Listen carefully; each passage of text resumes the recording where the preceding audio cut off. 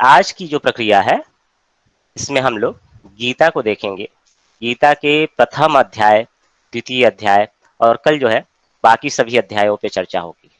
जो सिलेबस है आप लोगों के यहाँ वह मेनली गीता के द्वितीय अध्याय से संबंधित होता है। एक आध जगह पे, कई जगह पे थोड़ा बहुत अंतर है, तो ज्यादातर जगह पे आपको गीता का द्वितीय अध्याय ही इससे संबंधित देखने को मिलता है।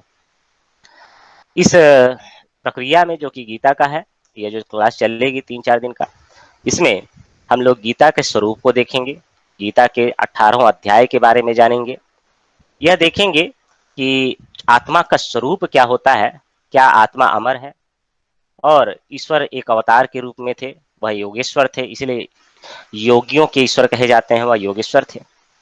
उनको कहा जाता है, वह कहे हैं इस गीता में कि ब्रह्म दृष्टि जरूरी है, समत्व दृष्टि जरूरी है, निष्काम होना जरूरी है, निष्काम भाव को प्राप्त करना जरूरी है। यानी कि आपको कर्मयोग ऐसा करना चाहिए जो कि निष्काम हो, और सभी धर्मों का त्याग कर देना चाहिए। सर्वधर्मान परित्यज्य मामेकम शरणम व्रज। सभी धर्म तुम छोड़ दो और मेरे शरण में आ जाओ। अगर मुझे प्राप्त कर लेते हो तो तुम्हें कभी भी कोई आवश्यकता नहीं रह जाएगी, ईश्वर की प्राप्ति हो जाएगी। और इसी के संदर्भ में हम लोग देखेंगे ज्ञान, कर्म और भक्ति योग, त्रिविध योग कहे जाते हैं। हम लोगों ने ईशावास्योपनिषद में देखा था ज्ञान योग और कर्म योग। वहां पे बताया गया था कि जो व्यक्ति केवल ज्ञान की तरफ जाता है वह अंध लोक में जाता है, और जो अज्ञान यानी कर्म की तरफ जाता है वह भी अंधलोक में जाता है। यानी कि जो कर्म करता है वो तो अंधलोक में जाता ही है, परंतु जो ज्ञान की तरफ जाता है वो भी अंधतम लोक में चला जाता है और भी अंधकार में चला जाता है। तो इसमें सामंजस्य की आवश्यकता है। वहां पे बताया गया था समत्व होना चाहिए, या उसकी जो स्थिति थी उसमें यह बताया गया था सम होकर के यदि आप करते हैं तो यह जो स्थिति है इससे मृत्यु को प्राप्त कर लेंगे। जो ज्ञान है उससे आप मृत्यु को सॉरी जो कर्म है उससे आप मृत्यु को प्राप्त कर जाएंगे, और फिर जो ज्ञान होगा उससे अमृत की संकल्पना को प्राप्त कर लेंगे, यानी कि ईश्वरत्व को प्राप्त कर लेंगे। इसी में हम लोग देखेंगे कि अलग अलग अध्यायों में, कुछ एक अध्याय में बहुत महत्वपूर्ण सूचनाएं दी गई हैं जो हमारे एग्जाम के लिए जरूरी हैं। जैसे कि स्थित प्रज्ञ किसे कहा जाता है ना, और संभूत या संभूति, इन सब संदर्भों में हम लोग एक एक करके इन सब चीजों को देखेंगे। आज का जो चैप्टर है इसमें हम प्रथम और द्वितीय अध्याय पर चर्चा करेंगे। प्रथम और द्वितीय अध्याय की यह संकल्पना होगी। चला जाए द्वितीय अध्याय और प्रथम अध्याय की तरफ, उससे पहले श्रीमद् भगवत गीता के बारे में थोड़ा सा जान लेते हैं। इसको श्रीमद् भगवत गीता कहा जाता है। आप लोगों ने नाम सुना होगा भागवत, श्रीमद् भागवत ऐसा नाम सुना होगा। तो वह जो भागवत कहा जाता है वह पुराण के लिए कहा जाता है, और श्रीमद् भगवत गीता जो कही जाती है वह जो है इस जो 700 श्लोक हैं, 700 वर्सेस हैं, उनके लिए कहा जाता है। यह जो है महाभारत के भीष्म पर्व का यह अंक है। महाभारत के जो भीष्म पर्व है उसमें 25वें से 42वें अध्याय के अंतर्गत यह आता है। इसमें 18 अध्याय हैं, और आपको जान करके एकदम वो होगा कि 18 ही अध्याय यहाँ गीता में है, और 18 अक्षौहिणी जो सेना थी वह युद्ध में लगी थी। मैं बताया था ना पहले, 18 अक्षौहिणी सेना युद्ध, है ना, हम लोग चर्चा किए थे ना। हाँ सर, यस सर। सर एक वार्तिक आया था उसमें चर्चा की। हाँ, अक्षौहिणी वह वार्तिक था। कौन से वार्तिक थी सर? अक्षादुहिन्यो उपसंख्यानाम ऐसा कुछ था। हाँ, अक्षादुहिन्याम उपसंख्यानम। बहुत अच्छे, बहुत अच्छे। ये जो है इसे कहते हैं, जो आपने नॉलेज यूज किया है उसको सही से करें, याद रखें। तो अक्षौहिणी के संदर्भ में जो है हम लोगों ने वहां पर चर्चा किया था। 18 अध्याय ही हैं, और 18 का ही बड़ा सीक्वेंस है। महाभारत में भी बड़ा महत्व है 18 चीजों का। तो खैर 18 प्रश्न भी पूछे जाते हैं। आप देखेंगे तो जो अर्जुन है वह कृष्ण से 18 प्रश्न पूछते हैं। वो लोग हम लोग चर्चा बाद में करेंगे कल की क्लास में। आज हम लोग केवल प्रथम और द्वितीय अध्याय की तरफ जानते हैं। महाभारत की कथा ऐसा कौन है जो नहीं जानता है? कंप्लीट नहीं, थोड़ा बहुत तो जानते ही होंगे कि किस लिए युद्ध हुआ था, क्या स्थिति हुई थी।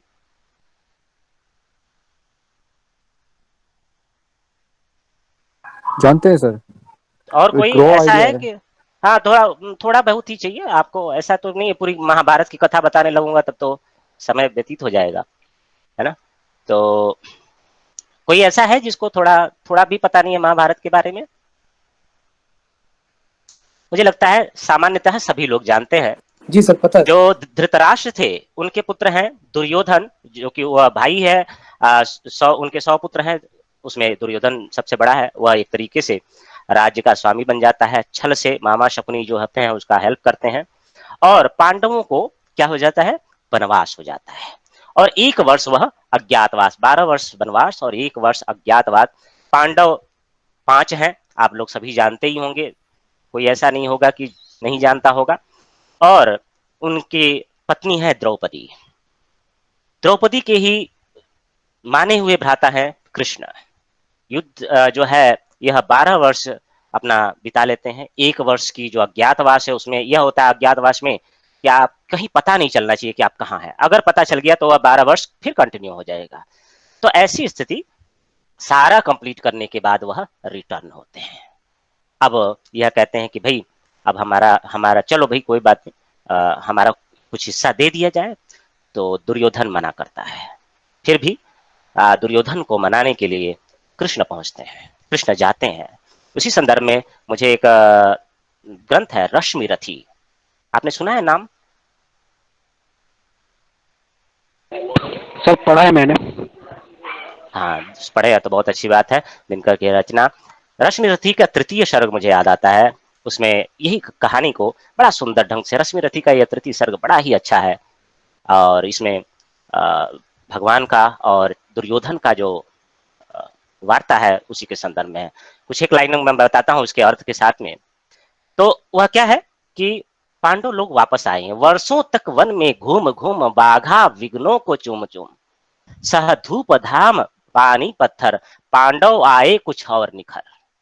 वर्षों तक वन में घूम घूम, सौभाग्य न सब दिन सोता है, देखें आगे क्या होता है। तो अब वापस आ गए हैं, सौभाग्य हरदम तो सोया नहीं रहेगा, अब देखते हैं आगे क्या होता है। मैत्री की राह बताने को, सबको सुमार्ग पर लाने को, दुर्योधन को समझाने को, भीषण विध्वंस बचाने को, क्योंकि दुर्योधन मान नहीं रहा है। भगवान यानी श्री कृष्ण हस्तिनापुर आए, पांडव का संदेशा लाए। हस्तिनापुर आते हैं और पांडव का संदेशा लाते हैं। तो न्याय अगर तो आधा दो, अगर न्याय की बात की जाए, दुर्योधन से कहते हैं यदि न्याय की बात की जाए तो कम आधा तुम्हें दे देना चाहिए, पर इसमें भी यदि बाधा हो तो दे दो केवल 5 ग्राम, रखो अपनी धरती तमाम। अगर उसमें भी वादा है तो केवल 5 ग्राम दे दीजिए और अपनी सारी धरती रख लीजिए, हमें कोई जरूरत नहीं है, हम वही खुशी से खाएंगे, परिजन पर असी न उठाएंगे, क्योंकि हमारे ही परिजन है, उन पे हमला करना, उनको वध करना यह उचित नहीं होगा। तो हम 5 गांव ही मिल जाएगा, हम उसी से खुश हो जाएंगे, उसी से आसानी से जी पाएंगे, ऐसा भगवान दुर्योधन से कहते हैं। फिर दुर्योधन दुर्योधन कहते हैं रश्मि रथी में, दुर्योधन वह भी दे न सका, आशीष समाज की ले न सका, उल्टे हरि को बांधने चला। वो दुर्योधन जो है हरि को ही, कृष्ण को ही कहा कि इन्हीं को पकड़ करके, ये बहुत बोल रहे हैं, इन्हीं को पकड़ करके पहले इनको समाप्त किया जाए। उल्टे हरि को बांधने चला, जो था असाध्य साधने चला। जब नाश मनुज का आता है, पहले विवेक मर जाता है ना। जब नाश मनुज का आता है, अब दुर्योधन का नाश का समय आ गया है, तो पहले विवेक मर जाता है। तो इसी पे जब ऐसी स्थिति आती है, दुर्योधन बांधने के लिए कहते हैं अपने जो परिजन होते हैं या जो साथ में सैनिक रहते हैं उनको बोलते हैं कि इसको बांध लो। फिर हरि ने भीषण हुंकार किया, अपना स्वरूप विस्तार किया, जैसा कि 11वें अध्याय में हम लोग देखेंगे गीता में, वह अपना स्वरूप दिखाते हैं अर्जुन को। डगमग डगमग दिग्गज रोले, भगवान कुपित होकर के बोले, जंजीर बढ़ाकर साध मुझे, कोई जंजीर ला और मुझे साध ले। हाँ हाँ दुर्योधन बाज मुझे, हाँ हाँ दुर्योधन बाज मुझे, ऐसी तुम्हारी इतनी हिम्मत हो गई है कि तुम ऐसा कर सकते हो, लाओ मुझे बांधो, जंजीर बढ़ा लो जितना बढ़ाना है। यह देख गगन मुझ में लय है, यह देख पवन मुझ में लय है, मुझ में विलीन झंकार शकल, मुझ में लय है संकार सकल। अमृत फूलता है मुझ में, अमर ही मेरे अंदर है। और इसी का सार जो है गीता में वह बताने का प्रयास करते हैं। यही जो स्थिति आती है उसी का विस्तार होता है हमारे युद्ध की स्थिति में। अब यह हो गया, वहां से रिटर्न हो गए हैं, वहां पे रश्मिरथी में तो ज्यादा जाने की आवश्यकता नहीं है, मगर रश्मिरथी बहुत सुंदर ग्रंथ है, आप पढ़े हैं, इसमें से कोई एक पढ़े भी हैं तो उनको पता भी होगा, बहुत सुंदर ग्रंथ है। तो उसके तृतीय सर्ग को जरूर पढ़िएगा, बड़ा आनंददायक है। और अब वो रिटर्न हुए, वहां पे ये स्थिति हो गई कि भाई अब युद्ध लड़ना ही पड़ेगा, अब कोई स्थिति नहीं है, अब कुछ बचा नहीं है, युद्ध करना ही पड़ेगा। 18 अक्षौहिणी सेनाएं जो है खड़ी होती हैं आमने सामने, 11 और 7 के रूप में, 11 दुर्योधन के साथ में और ये 7 इनके साथ में, और युद्ध की स्थिति आती है। और धृतराष्ट्र और संजय होते हैं, संजय को ऐसी सुविधा दी जाती है, एक तरीके से लाइव टेलीकास्ट वाले संजय जी हैं। वो क्या है, धृतराष्ट्र तो आपको ही पता है कि वह अंधे हैं, तो संजय के पास ऐसी सुविधा होती है कि वह लाइव टेलीकास्ट युद्ध का देखते हैं और वह बताते हैं। तो यह समझ लीजिए कि धृतराष्ट्र उस युद्ध का हाल पूछते हैं, क्या चल रहा है युद्ध में, और संजय उसके बारे में क्या क्या हो रहा है बताते हैं, पूरा युद्ध धृतराष्ट्र को सुनाते हैं। इसी संदर्भ में प्रथम अध्याय आता है, इसी का नाम है अर्जुन विषाद योग। अर्जुन विषाद क्यों कहा जाता है हम लोग चर्चा करेंगे आगे के कुछ श्लोकों में। तो प्रथम अध्याय का प्रथम जो श्लोक है वह उपस्थित होता है। धृतराष्ट्र कहते हैं, धर्म क्षेत्रे कुरुक्षेत्रे समवेता युयुत्सवः मामकाः पांडवाश्चैव किम कुर्वत संजय, है ना, आपकी स्क्रीन पे आ रहा होगा। तो धर्म क्षेत्र जो कुरुक्षेत्र है, युद्ध की इच्छा से इकट्ठा हुए हैं जो मेरे मेरे पुत्र हैं और पांडु के पुत्र हैं, वह क्या कर रहे हैं, हे संजय मुझे बताओ। और इसी पे संजय उनको बताते हैं, दृष्ट्वा तो पांडवानी कम व्यूढ़ दुर्योधन सदा आचार्य उपसंगम्य राजा वचनम अब्रवीत।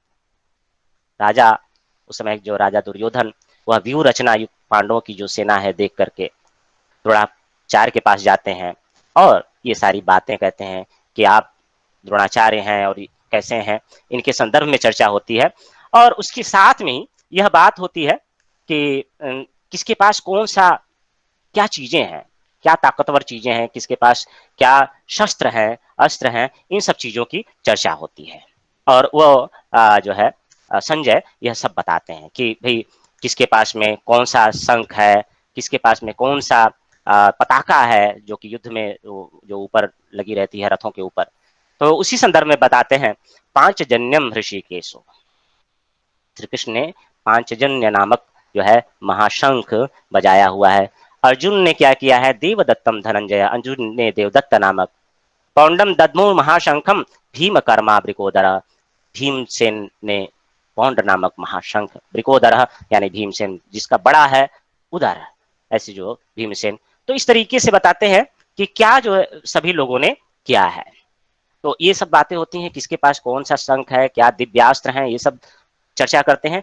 उसी के बाद कृष्ण, संवाद तो यहाँ नहीं स्टार्ट होता है, परंतु अर्जुन आते हैं और अर्जुन कहते हैं कि भाई ये दोनों तरफ सेना है, चलो देख, कृष्ण से कहते हैं कि ऐसा है कि चलिए देखते हैं कि कौन आ रहा है, हमसे युद्ध करने के लिए कौन कौन खड़ा है और कौन ऐसा है जो कि युद्ध करेगा, उसके बारे में थोड़ा सा जान लेते हैं, मेरी देखने की इच्छा है। आप एक काम कीजिए कि मुझे इन सब के मध्य में ले चलिए, है ना।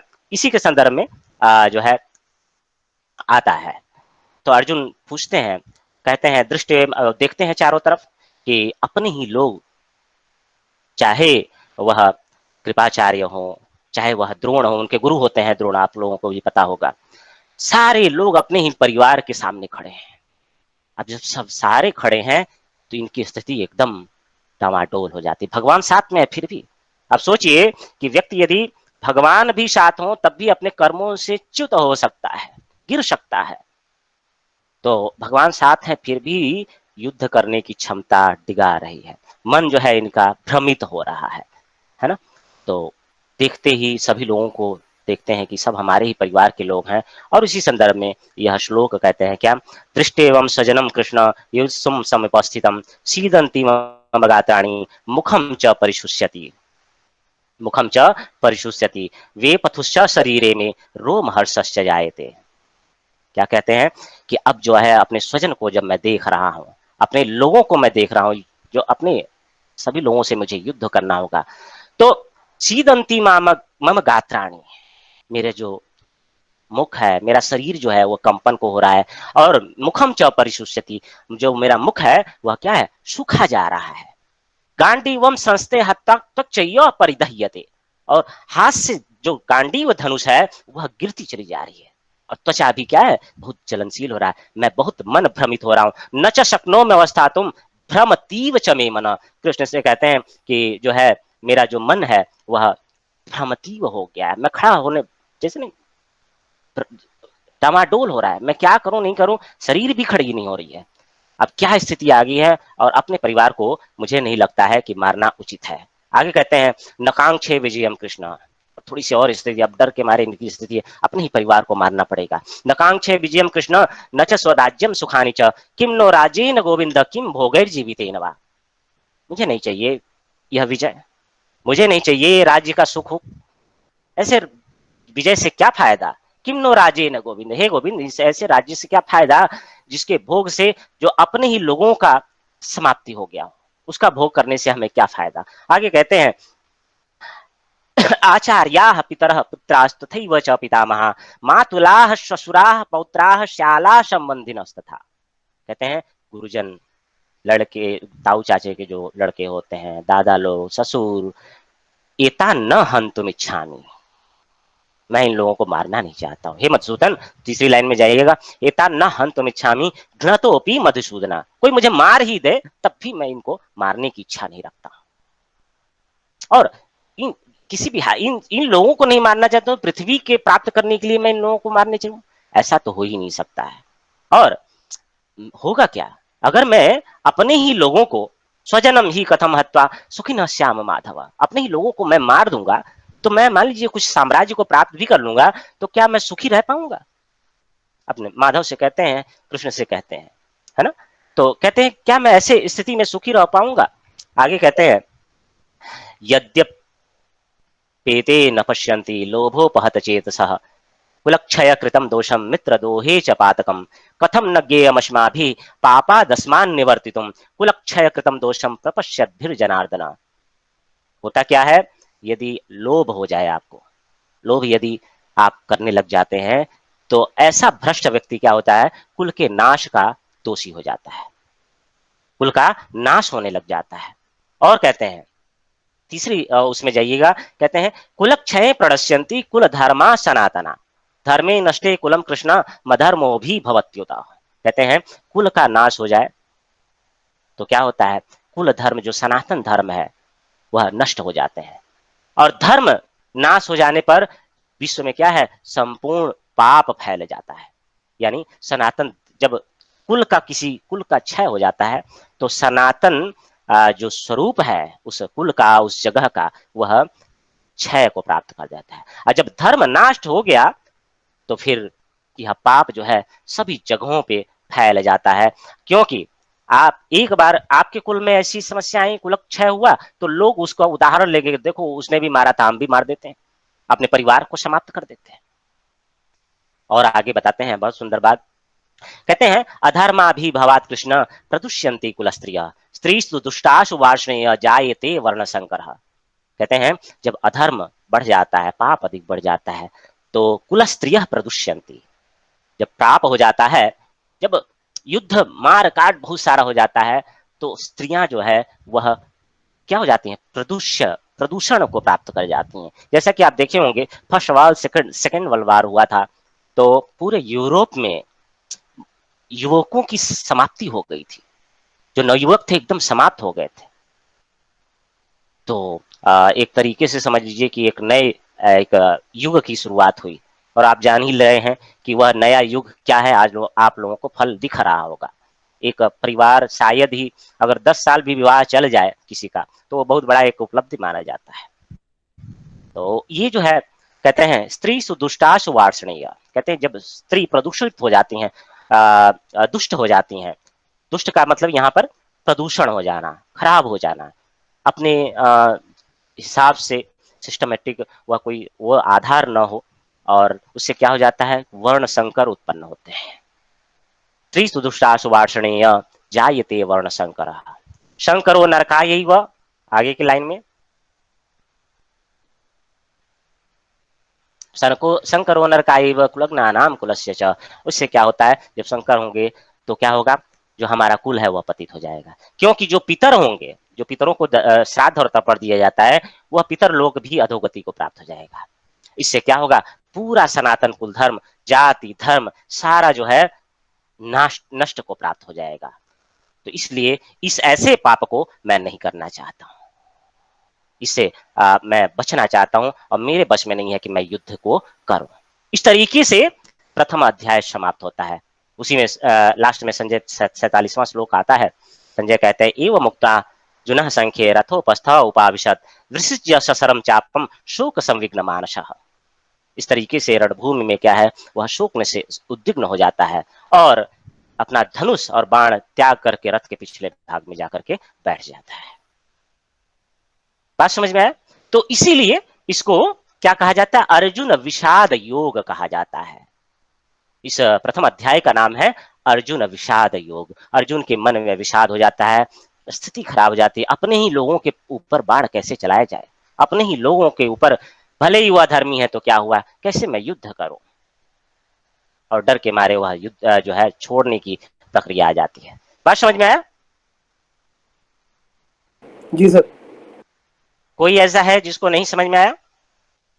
कथानक के तौर पर मंत्र आपको समझने में थोड़ा सा अभी टाइम लगेगा, और कल भी हम लोग इसी पे चर्चा करेंगे, परसों भी करेंगे, तो चीजों को देखने में आसानी होगी। आगे चला जाए द्वितीय अध्याय पे। जी सर। किसी को कोई डाउट हो तो आप पूछ सकते हैं, बीच में भी पूछ सकते हैं, है ना, अभी समझने का। और जो आपने ईशावास्य उपनिषद किया है तो उससे अब हेल्प मिलेगा, जब द्वितीय अध्याय या पूरे गीता को देखेंगे तब हेल्प मिलेगा। तो चलिए, जो द्वितीय अध्याय है उसका नाम आपकी स्क्रीन पे आ रहा होगा, वह है सांख्य योग। सांख्य योग जो है, इसमें पहली बात जो अर्जुन की कायरता है, वह जो कश्मल है ना, वह उसके विषय में कृष्ण और अर्जुन के बीच में संवाद होता है। फिर सांख्य योग के बारे में बताते हैं कि व्यक्ति को आत्मा की स्थिति कैसी होती है, यह न मरता है, यह अजर अमर है। फिर स्वधर्म की बात होती है, वह जो हम लोग सिलेबस में है, वह 11 से 30 सांख्य योग, वह आत्मा के बारे में चर्चा करती है। तो सिलेबस का जो सेकंड पेपर का 6ठे नंबर क्वेश्चन में है, वह भी इसी के संदर्भ में थोड़ा सा करेंगे, और चर्चा हम लोग उस 10, 12, 15 श्लोकों को बाद में हम लोग विस्तार से भी एक बार देखेंगे। तो अभी आज के क्लास में केवल जो है इसकी सामान्य सामान्य अध्ययन, सामान्य परंपरा को देखते हैं। तो सांख्य योग के बारे में, यानी कि आत्मा की स्थिति के बारे में, फिर जो स्वधर्म होता है उसके बारे में देखेंगे, जो छात्र धर्म है, क्षत्रिय धर्म है, व्यक्ति का जो धर्म होता है उसको कैसे निभाना चाहिए। फिर हम लोग देखेंगे कि कर्म योग क्या होता है इस अध्याय के अंतर्गत, और देखेंगे जो स्थिताधि कहा जाता है, स्थित प्रज्ञ कहा जाता है। वह प्रश्न पूछते हैं अर्जुन की, ये स्थित प्रज्ञ क्या कहलाता है प्रभु। तो वो ये 4 जो है टॉपिक इस संदर्भ में आपको देखने को इस द्वितीय अध्याय को देख। तो इसलिए द्वितीय अध्याय बहुत महत्वपूर्ण है, क्योंकि यह स्वधर्म की बात करता है, यह सांख्य योग की, कर्म योग की बात करता है, और साथ में जो समत्व रखता है, जो समत्व रखता है उसके बारे में चर्चा करता है। तो इन सारी चीजों को एक एक करके हम लोग देखते हैं। द्वितीय अध्याय शुरू होता है। द्वितीय अध्याय में जो आपके सिलेबस में है, आपके जो सिलेबस में है वह है, आगे हम लोग चर्चा करेंगे कि वह आपको जो सेकेंड पेपर का 6ठा नंबर क्वेश्चन है उसमें जो आता है, उसमें 10-15 श्लोक हैं, उसके बारे में भी आगे हम लोग देखते हैं। जो स्टार्ट होता है द्वितीय अध्याय, वह उसमें संजय कहते हैं, तम तथा कृपयाविष्ट मश्रुपूर्णाकुलेक्षणम विषिदंतमिदं वाक्यम उवाच मधुसूदन। संजय बोलते हैं कि जब यह देखते हैं भगवान कृष्ण अर्जुन को कि यह एकदम बहुत इसकी स्थिति खराब हो गई है और शोक युक्त हो गया है, व्याकुल हो गया है, और आंखों में आंसू आ गया कि मैं इन लोगों को कैसे मारूं, तब मधुसूदन यह बात कहते हैं। क्या कहते हैं, देखिए, कुतस्त्वा कशमलमिदं विषमे समुपस्थितम अनार्यजुष्टमस्वर्गमकीर्तिकरम् अर्जुन क्लैब्यमास्म पार्थ नैतत्त्वयि उपपद्यते क्षुद्रम हृदय दौर्बल्यम त्यक्त्वा उत्तिष्ठ परंतप। क्या कीजिए, कहते हैं अर्जुन के बारे में, कहते हैं तुम इस मोह में कैसे आ गए हो, तुम्हारी यह स्थिति कैसे मोह वाली हो गई, मुझे ये नहीं समझ में आ रहा है। और ये श्रेष्ठ लोगों का आचरण तो नहीं है, यह श्रेष्ठ लोगों का कार्य नहीं है कि मोह में पड़े। और यह मोह जो तुम कर्म से विमुख होकर के गांडियों छोड़ करके बैठे हो, ये तुम्हें स्वर्ग नहीं देने वाला है और न ही तुम्हें कीर्ति करने वाला है। सभी लोग कहेंगे ये युद्ध से भागा हुआ व्यक्ति है, न तुम्हारी कोई कीर्ति होने वाली है और न ही तुम्हें इससे स्वर्ग मिलने वाला है।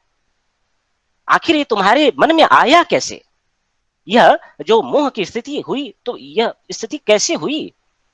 इसलिए क्लैब्यम मास म गमः प्रार्थ, ये जो नपुंसकता की बात कर रहे हो इसको छोड़ दो।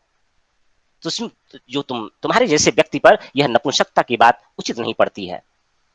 क्लैब्यम मास म गमः, मा मतलब नहीं होता है, क्लैब्य को मतलब नपुंसकता को मत प्राप्त करो, तुम्हारे अंदर यह उचित नहीं पड़ती। न त्वयि उपपद्यते, कहते हैं क्षुद्रम हृदय दौर्बल्यम त्यक्त्वा उत्तिष्ठ भारत, ये जो क्षुद्र हृदय बना करके बैठे हो कायरो जैसा, इसको छोड़ करके युद्ध के लिए खड़ा हो।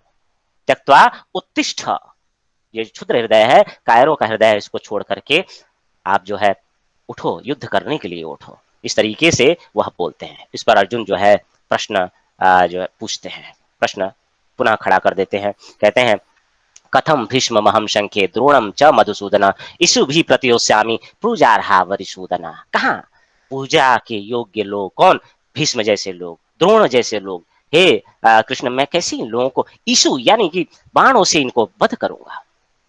आगे कहते हैं बड़ा ही सुंदर बात, कहते हैं गुरु न हत्वा ही महानुभावान श्रेयो भोक्तुम भैक्षमपि यह लोके हत्वार्थ कामास्तु गुरु निहैव भुंजीय भोगान रुद्र प्रदिग्धान। कहते हैं जो व्यक्ति गुरु को मारता है, गुरु न हत्वा ही महानुभाव, जो व्यक्ति महानुभाव हो, गुरुजन हो, उनको मारना उचित नहीं होता है। और मारने से अच्छा है कि मैं भिक्षा मांग लूं, भिक्षा मांग करके खा लूं, और मैं गुरुजनों को, श्रेष्ठ जनों को मारूंगा नहीं। क्योंकि अगर जो ऐसा करता है वह जरूर कामरूप जो निचले संदर्भ है उसको प्राप्त करता है। तो ऐसा नहीं चाहता हूं मैं। न चैत विद्नो कतरन्नो गरियो यद्वा जयेम। एक और जो मंत्र है वह है, देखिएगा, कार्पण्य दोषो बहुत स्वभाव। कहते हैं, प्रश्न पूछते हैं, अब जब ये स्थिति आ जाती है, किन कर्तव्य विमूढ़ हो जाते हैं, सोचते हैं कि अब मैं क्या करूं, गुरु को मारना उचित नहीं है, उससे इससे अच्छा है कि मैं भीख ही मांग करके खा लूं, और कोई जरूरत नहीं है ये सब युद्ध करने के, और युद्ध में खड़े भी हैं, कंफ्यूज है, ऊपर से भगवान सामने है, मैं करूं तो क्या करूं। तो यह बोलते हैं, क्या बोलते हैं, कार्पण्य दोषोपहत स्वभाव पृच्छामि ताम धर्म सम्मूढ़ चेता यच्छ्रेयः स्यात् निश्चितम ब्रूहि तन्मे। जो श्रेय हो, मैं कायरता रूप से मैं ग्रसित हो गया हूं, हे प्रभु, कायरता से मैं ग्रसित हो गया हूं। यत् श्रेय, जो श्रेय हो, स्यात् निश्चितम ब्रूहि तन्मे, जो श्रेय हो वह मुझे बोलो। और शिष्यस्ते हम, मैं तुम्हारा शिष्य हूं, मैं तुम्हारे शिष्य की गति को प्राप्त करता हूं, और मुझे जो है शिक्षा दो। साधिमाम ताम प्रपन्नम, मैं तुम्हारी शरण में आ गया हूं, अब मुझे शिक्षा दो, मैं तुम्हारा शिष्य हूं, जो तुम मेरे लिए जो सही हो उसको आप जो है बताइए। इस तरीके से यह बात करते हैं। अब यहां से जो है अगला जो आएगा 10वां 11वें से, तो भगवान जब बोलते हैं, यहां से भगवान बोलना शुरू करते हैं। यहां से एक्चुअली गीता की बात शुरू होती है। यहाँ पर वह सांख्य की बात करते हैं, आत्मा की बात करते हैं, आत्मा की स्थिति कैसी है। हेलो, हाँ हम क्लास ले रहे हैं, प्रणाम। ठीक ठीक ठीक। तो बताइए रहा था कि यहाँ से जो है सांख्य योग यानी कि जो है जो आत्मा का स्वरूप है उसके बारे में भगवान बताना शुरू कर देते हैं। जब वह शरण होकर के मांग करता है कि आप जैसा कहो, जैसा बताओ, मेरी जो समस्या है उसको समाप्त करो, तब भगवान कहते हैं और आपके सिलेबस में भी जो द्वितीय अध्याय है उसमें 13 से 25 जो कि श्लोक हैं वह छठे नंबर प्रश्न पत्र में पूछा जाता है। उसी संदर्भ में थोड़ी से कथानों को ध्यान से आप लोग सुनिएगा, 13 से 25 तक के उसको। भगवान कहते हैं अशोच्यानन्वशोचस्तम प्रज्ञावादांश भाषसे गतासु न गतासुश्च नानुशोचन्ति पंडिता। तुम जो है अशोच्यानन्वशोचस्तम, जो सोचने वाली बात नहीं है उसको क्या है तुम सोच रहे हो, है ना। और तुम जो है गता सुन और आगत सुन, इन सब में जो चला जाए या चला आए, कोई लोग मर गए हो या मरने वाले हो, इसके बारे में नानुशोचन्ति पंडिता, तुम झूठों में सोचने में पड़े हो। जो पंडित लोग होते हैं, जो ज्ञानी लोग होते हैं, वह कौन मरेगा और कौन मर गया है उसके बारे में ज्यादा सोचते नहीं है। पंडित जो लोग होते हैं, अब तुम कौन मरने वाला है, तुम्हारे गुरुजन मरने वाले हैं, नहीं मरने वाले हैं, इसके लिए तुम फालतू में सोच रहे हो, कोई जरूरत नहीं है और सोच करने की आवश्यकता नहीं है।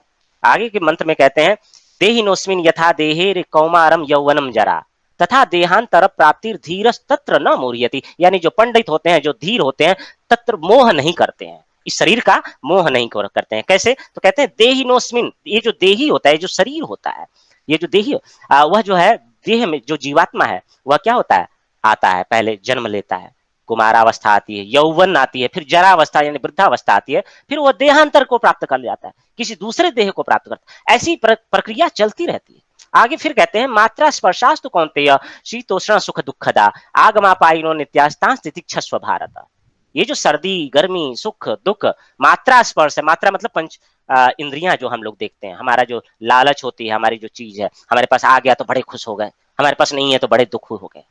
ये जो इंद्रियों की बात है, ये जो शीत और उष्ण से जो सुख और दुख आते हैं, ऊंच नीच जो होते हैं, ये आने जाने वाले हैं, उत्पत्ति और विनाशील, आगमा पाइनो, अनित्य है, आते हैं चले जाते हैं। इसलिए क्या करो, यह जो सर्दी और गर्मी हो रही है, यानी सुख और दुख का यह जो समय काल है, इसको क्या करो, सहन करो। तितिक्षस्व, यानी कि जो सर्दी और गर्मी हो रही है उसको सहन करो। ये समय, अभी सर्दी है, कल को गर्मी हो जाएगी। तुम सर्दी का दुख मना रहे हो कि गर्मी नहीं है, और गर्मी का दुख मना रहे हो कि सर्दी नहीं है। तो ऐसा पंडित लोग नहीं करते हैं, ऐसा धीर लोग नहीं करते हैं। आगे कहते हैं इस मंत्र में, 15वें मंत्र में, श्लोक में, यम ही न व्यथयन्त्येते पुरुषम पुरुषर्षभ शम दुख सुखम धीरम सुमृतत्वाय कल्पते। क्या बात हम लोगों ने ईशावास्योपनिषद में किया था, वह आप समझ रहे होंगे। क्या कहते हैं कि दुख सुख यम ही न व्यथयन्त्येते, जो शम दुख सुख होते हैं, जिसको व्यथित नहीं करते। सुख आ गया तो बड़े चौड़े नहीं हो गया, अरे हमारे जैसा कुछ नहीं हो, और दुख आ गया तो ऐसा नहीं हुआ कि अब कुछ जीवन में बचा नहीं है, चलो हम मृत्यु को ही गले लगा देते हैं। कई लोग यूपीएससी की तैयारी करते हैं और उसी संदर्भ में वो जब दुख की स्थिति आती, सुखी को खुश यूपीएससी सेलेक्ट हो गए, तब तो बड़े खुश होते हैं, बड़ा आनंद मनाते हैं।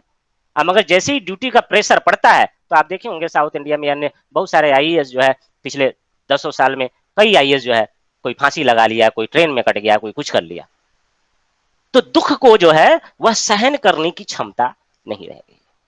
यम ही न व्यथयन्ते थे, जिसको यह व्यथित नहीं करता है, यह सुख और दुख परेशान नहीं करता है, और वह जो सुख और दुख में धीर रहता है, दुख आया तब भी बहुत परेशान नहीं, और सुख आया तब भी जो है ऐसा नहीं कि मारे फूले समा नहीं रहे हैं। और जो ऐसा होता है, हम लोग ईशावास्योपनिषद में देखे हैं, उसको सह अमृतत्वाय कल्पते। वैसे ही लोगों के जो धीर पुरुष होते हैं, वह अमृत की कल्पना करते हैं, है ना। हम लोग देखे हैं ना, यही बात कही गई थी ना ईशावास्योपनिषद में। सर ये अमृत की कल्पना करते हैं, इसका मतलब सर समझ नहीं आया। ये अमृत मतलब ईश्वरत्व की प्राप्ति। ओके ओके ओके, ईश्वरत्व की प्राप्ति, ज्ञान की प्राप्ति सर। ज्ञान की प्राप्ति, वह जो ब्रह्म है उसी को प्राप्त करना, जिसका जो धीर होता है, जो सुख और दुख में परेशान नहीं होता। बुद्ध को देखिए, वो तो ईश्वरत्व को प्राप्त कर गए ना, है ना। हाँ सर, पहले यही पढ़ा था सर। हाँ, तो सुख और दुख में क्या है, जो समान रहता है, और जब ऐसा आप रहेंगे तो अमृतत्व की आपको प्राप्ति हो जाएगी, मोक्ष के योग्य आप हैं। यानी कि बुद्ध को आप समझ लीजिए, वह समय दुखे सुखे कृत्वा लाभा लाभ। अभी हम लोग देखेंगे दुख और सुख में यही बात दोबारा वह कहेंगे। आगे आगे देखते हैं, नाशते विद्यतो भावो नाशतो विद्यते भावो ना भावो विद्यते सतः उभयोरपि दृष्टोन्तस्तन्योस्तत्वदर्शी भी। जो तत्वदर्शी होती है, यानी जो तत्व ज्ञानी होता है, स्थित प्रज्ञ होता है, वह असत वस्तु की ऐसा नहीं है कि सत्ता, असत वस्तु की अभाव, ऐसा नहीं है कि वह असत को मानता नहीं है, असत के पीछे ही पड़ा रहता है, या असत के असत को मानता नहीं है, असत के पीछे पड़ा रहता है। यहाँ सत और असत से तात्पर्य है कि मान लीजिए मेरा पुत्र है, अब ऐसा नहीं कि उसी से एकदम ऐसा लगाव हो गया है कि अब कुछ बचा ही नहीं, उसको अगर चोट भी लग गई कहीं खरोच तो हाय पूरा दुनिया में हल्ला कर दे। जैसे कि ऐसा लग जाए कि यूपीएससी ही सब कुछ है, अगर ये नहीं हुआ तब तो मैं फांसी लगा लूंगा। इस तरीके के लोग जो होंगे वह क्या होगा, ऐसे जो नहीं होते हैं वह तत्वदर्शी कहलाते हैं। अपना जो कर्तव्य, वही ईशावास्योपनिषद में कहा गया था, जो कर्तव्य करते हैं और सम रखते हैं सुख दुख में, वह क्या है, तत्वदर्शी हो जाते हैं, है ना। नेक्स्ट मंत्र में देख नष्ट जो है श्लोक में देखते हैं, अंतवंत इमे देहा नित्यस्युक्ता शरीरिणः अनाशीनो प्रमेयस्य तस्मात् युद्धस्व भारत। ये जो तुम देख रहे हो कि तुम्हारे गुरु हैं, तुम्हारे भाई बंधु हैं, ये जो शरीर है, ये जो जीवात्मा है, यह क्या है, नाशवान है। ऐसा नहीं है कि तुम अगर नहीं मारोगे तो मरेंगे नहीं, मरेंगे निश्चित है, यह नाशवान है, मरना निश्चित है। और जो ये सोचता है, ये नेक्स्ट मंत्र में जाते हैं और कहते हैं ये अनाशी है, और जो ये सोचता है कि ये मरेंगे नहीं, तो इस सब में मत पड़ो, ये सब नाशवान है, बाद में भी मर जाएंगे, इसलिए तुम युद्ध करो, तुम्हारा कर्तव्य जो है युद्ध करना। तुम आकर के खड़े हुए हो, तुम्हारा कर्तव्य है युद्ध करना, इसलिए तस्मात् युद्ध स भारत, ये अंत वाली देह है, इसमें उसमें नहीं पड़ना है, और युद्ध करो। और कहते हैं आगे, और समझाने का प्रयास करते हैं, कहते हैं येनम वेत्ति हंतारम यश्चैनम मन्यते हतम उभौ तौ न विजानीतो नायम हंति न हन्यते। क्या सुंदर बात कहे हैं आत्मा के स्वरूप की तरफ में। कहते हैं ये जो आत्मा को सोचता है, जो तुम समझ रहे हो कि ये मैं मारने वाला हूं, तुम यह समझ रहे हो कि मैं यह मारने वाला हूं, मैं मार रहा हूं, और तुम जो ये समझ रहा है कि इसने मुझे मारा, उभौ तौ न विजानीतो, वो दोनों नहीं जानते हैं। वो जो ये सोचता है कि मैं इसको मार रहा हूं या इसका नुकसान पहुंचा रहा हूं, और जो ये सोच रहा है कि ये मेरा नुकसान पहुंचा रहा है, अगर ऐसा सोच रहे हैं तो दोनों नहीं समझ रहे हैं। क्योंकि यह जो आत्मा है, यह न अयम हंति न हन्यते, इस आत्मा, यह आत्मा न मरती है और न कोई इसको मार सकता है। आगे कहते हैं इसी आत्मा के संदर्भ में, देखिएगा बहुत सुंदर श्लोक है, न जायते म्रियते वा कदाचिन नायम भूत्वा भविता वा न भूयः अजो नित्य शाश्वतोयम पुराणो न हन्यते हन्यमाने शरीरे। ये कहते हैं न जायते, वही वहां पे हम लोग देखे थे, अनेज देकम, है ना, यह एकाएक चल जाता है, न इसकी मृत्यु होती है, ईशावास्योपनिषद में देखे थे। तो कहते हैं यह न जायते, इसका जन्म नहीं होता है, न म्रियते, कभी भी न म्रियते, वह मृत्यु नहीं होती, नायम भूत्वा, न यह उत्पन्न हो करके, न भविता, न यह उत्पन्न होगा भविष्य में। क्योंकि क्यों होता है, क्योंकि यह अजह अस्ति, अजह यानी न जन्म भवति यस्य स अजह, जिसका जन्म नहीं होता, नित्यः अस्ति सनातनः अस्ति, जब से यह पूरा ब्रह्मांड है तब से सनातन है, पुराणः पुरा कालतः अस्ति, पुराण है, सबसे पुराना है, पुरातन है। शरीर मरता है, न हन्यते हन्यमाने शरीर, हन्यमान शरीर होता है, शरीर मरता है, यह आत्मा नहीं मरता है, न हन्यते। कहते हैं आगे के श्लोकों में देखिएगा, वेदा विनाशिनम नित्यम यमजमव्ययम कथम स पुरुष पार्थ कम घातयति हंतिकम। कहते हैं अर्जुन, जो तुम सोच रहे हो कि सबको हम मार रहे हैं, यह जो आत्मा है ये नाश रहित है, वेद अविनाशी है, नित्य है, एनम अजमव्ययम, यह जो है अजन्मा है ना, अव्यय है, इसका व्यय नहीं होता। वेद है अविनाशी, वेद अविनाशिनम नित्यम, यह क्या, एनम मतलब यह जो है वेद है, अविनाशी है, नित्य है और अज है, अजन्मा, इसका जन्म नहीं होता, और अव्यय है, इसको व्यय नहीं कर सकते, इसमें से निकाल नहीं सकते, न इसमें कुछ जोड़ घटा सकते, कंप्लीट है ये। कथम स पुरुष पार्थ कम घातयति हंतिकम, इसको कौन मार पाएगा और कौन मारने की चेष्टा रख पाएगा। जैसे वासांसि जीर्णानि यथा विहाय नवानि गृह्णाति नरोपयानि तथा शरीराणि विहाय जीर्णान्यन्यानि संयाति नवानि देहि। कहते हैं जैसे यह जो देही है, जो आत्मा है, यह जैसे कि हम पुराने वासासी जीर्णानि, जो पुराने वस्त्र, जीर्णानि वासासी, विहाय छोड़ करके, नवानि गृह्णाति नरः, जो व्यक्ति होता है पुराने वस्त्रों को छोड़कर नए वस्त्र को धारण करता है, वैसे ही यह जो देही है, जो आत्मा है, यह पुराने शरीर को, जीर्णानि शरीराणि विहाय, पुराने शरीर को छोड़ करके, निन्यानि संयाति नवानि देही, जो नया देह होता है उसको वह प्राप्त कर जाता है। और कहते हैं इसको तुम क्या सोचते हो कि तुम इनको मारने वाले हो, तुम इसके हंता बनोगे? नहीं। कहते हैं नेक्स्ट मंत्र में, नैनम छिंदति शस्त्राणि नैनम दहति पावकः न चैनम क्लेदयन्त्यापो न शोषयति मारुतः। कहते हैं न एनम छिंदन्ति शस्त्राणि, न एनम, एनम आत्मानम, यह जो आत्मा है, न छिंदन्ति शस्त्राणि, शस्त्र जो है काटते नहीं, छेद नहीं कर सकते, काट नहीं सकते। न एनम आत्मानम पावकः दहति, पावक यानी आग, दहत माने जलाता है, इस आत्मा को जला ही नहीं सकता है कौन? पावक, अग्नि। न चेनम क्लेदयन्त्यापो, आप यानी जल, आप जो है इसको सुखा नहीं सकती।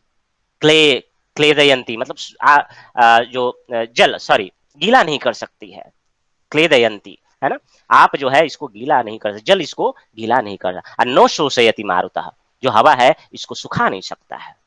और ये सारे जो है आपका गुण है, किसी को क्लेद करना, आप कह लीजिए उसको गीला कर देना। तो इस आत्मा को कोई मार नहीं सकता है, न जला सकता है, न ही कोई इसको सोचे कि पानी में गीला कर देंगे या इसको हम सुखा देंगे, ऐसा कुछ नहीं कर सकते। और यह कैसी है आत्मा? अच्छेद्यो य मदह्यो य मक्लेद्यो शोष्यैव च नित्यः सर्वगतः स्थाणुरचलोऽयं सनातनः। कहते हैं यह अच्छेद्य है, इसको छेदित नहीं किया जाता है। अयम आत्मा अदह्य है, इसको दाहित नहीं कर जाता, जला नहीं सकते। अक्लेद्य है, इसको गीला नहीं कर सकते। और तो और अशोष्यैव च, इसको सुखा भी नहीं सकता। यह आत्मा कैसी है? तो कहते हैं नित्यः सर्वगतः, नित्य है, सर्वव्यापी है। जैसे हम लोग ईशावास्योपनिषद में देखे थे, स्थाणुरचलोऽयम्, यह अचल रहता है, स्थिर रहता है। और यह क्या है?